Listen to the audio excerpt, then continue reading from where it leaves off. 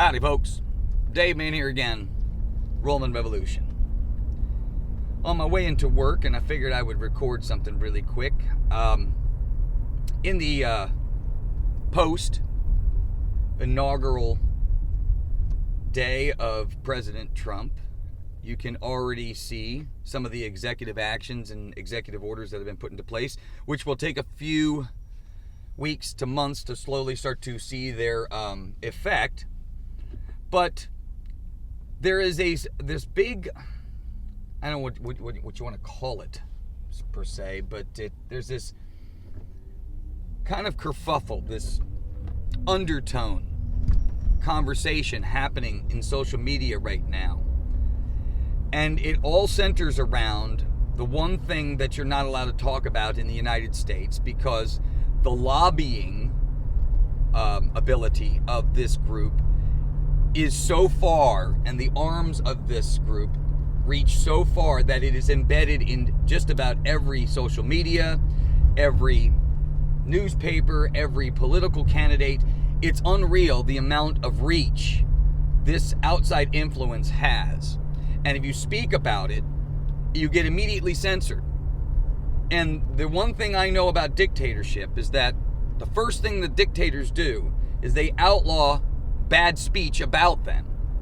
Because, again, if you have anybody wanting to try to create a resistance against something, and if you can't speak about it, well, that kind of kills the resistance, doesn't it? So that's one of the first, I would call like red flags that people should start asking themselves about. Why is it that every one of our senators, representatives, are constantly being lobbied by these groups? And if they are accepting large cash donations to their campaign, what is it that they are giving in return for that money? This is the problem. See, your representatives are supposed to represent you. How can they do that if they're accepting large donations from these organizations who expect something in return?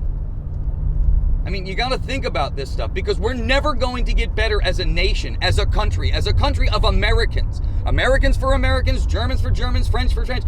Nationalist populist means that you have to put this country first and the interests only of this country first. But yet, our government is set up in a way where this conversation cannot be discussed. And if you bring it up or go against it in any way, they slap a label on you and call you one thing or another. That's why I'm saying it's very hard to talk about these conversations anymore. And we're supposed to be living in a free society. People need to think about this. I don't get it. It's like, how are you supposed to point out the bad things if you can't even talk about the bad thing that's happening? Or bring it up at all? And this is the crux about history, about sciences. They do this on a lot of different scales, and we do nothing about it. This is going to be probably the only time. This may be the only chance we get to actually do the things that we said we were going to do or try to do. Stand up for the things that truly make a difference in this world. I kind of hope that that's what we do. I kind of hope that we had this opportunity where we can actually start to challenge some of the status quo that's been going on in that dark city for so many years. If we can't have a conversation about a lobbying group or the special interest of these groups meddling with the affairs of the America First movement, then we got a problem. I don't care which group you represent. Everybody has an equal voice in this country. But when you start favoring and start saying you cannot say anything negative about, or if you are in opposition to anything this group or individuals do, you will be shunned, you will be destroyed, you will be ripped apart. Do you see the problem with this? And nobody wants to say it. It's been infiltrated into the whole religious sects, into the Christian churches. You have pastors going out there. It's everywhere.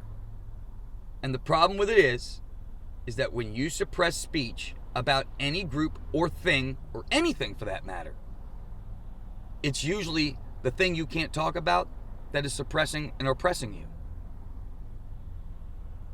And I can point people to so many things to try to get them on the same page as where I am. I will link a video at the bottom of this one that I highly recommend everybody just watch. You make the decision, but you got to start asking yourself those questions. How free really are you? How free is the government or the representation that you have up there? Is there anything that they won't go to the mattresses for the American people for? Is there any specific thing that oversteps the American people every time? You need to ask your senators and representatives that question. Who do they truly align with? Are they for the American people? Or are they for these groups that give them money, that tell them the legislation they need to write so they can outlaw free speech in America, to even point this issue out? Look, I'm talking in code here on this video because I wanted to try to reach as many people as possible. You have to do the work. But the conversation is real. If you really want America First principles in this country, you have to be America First. That means no matter what the issue, I do not care.